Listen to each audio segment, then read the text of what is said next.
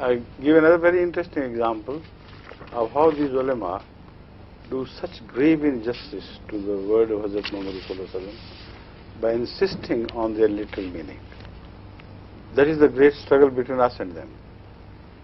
So I quote a few examples, then you will understand how important it is for one to be enlightened by Allah so that he can understand the word of one who is enlightened by Allah. Without that you can't. One example came to light once when Hazrat Khalifatul Masih Awwal Raziyallahu Ta'ala Anhu was Hakim Nuruddin then. He was not yet Khalifatul Masih Awwal. He was traveling in a train when somebody was suited, booted and well-to-do person.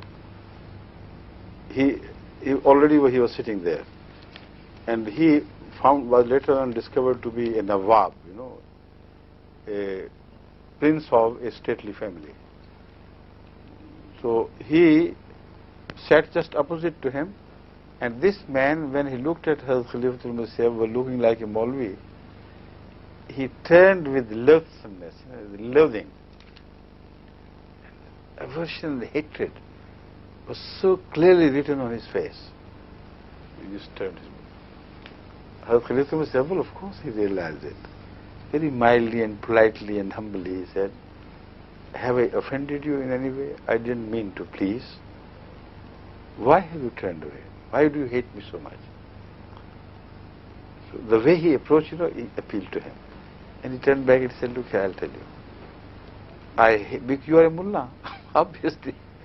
I hate all mullahs." He said, "Why? What have they done to you?" He said, "I'll tell you my story and then you'll realize what they had done to me." He said, "I was a son of a great prince, and my father was very religious. He insisted that despite my being educated in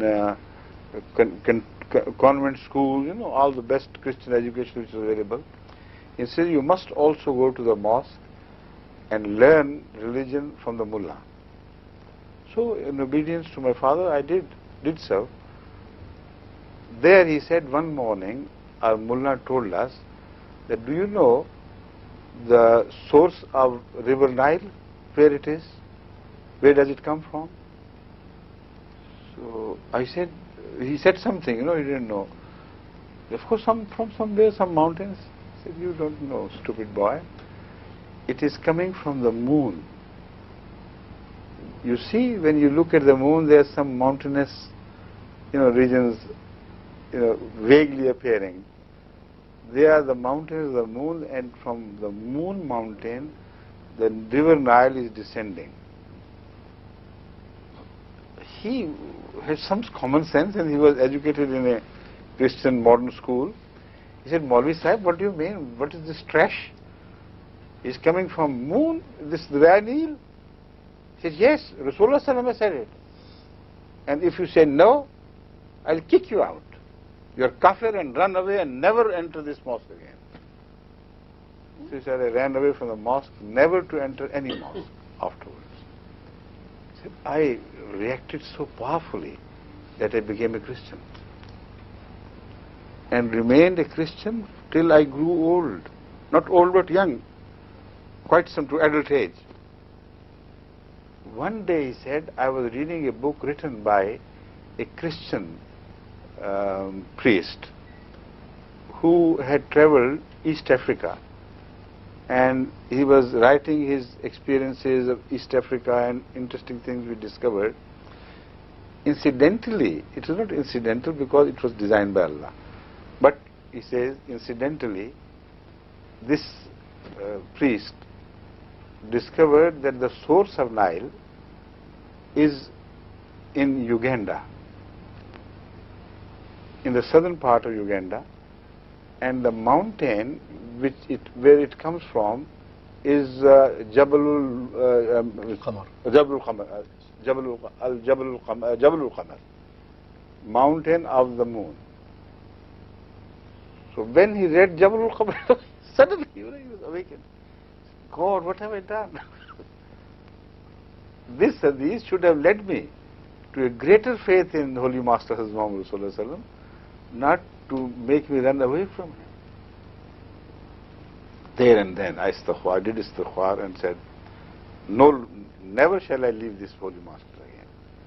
He was enlightened, he was told by Allah things which even the geographists of the present age had to discover after long labor and investigation.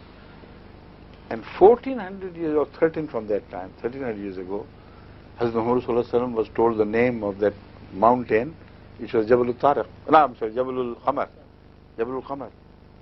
So he said, a mullah made me a Christian, and a Christian made me a Muslim.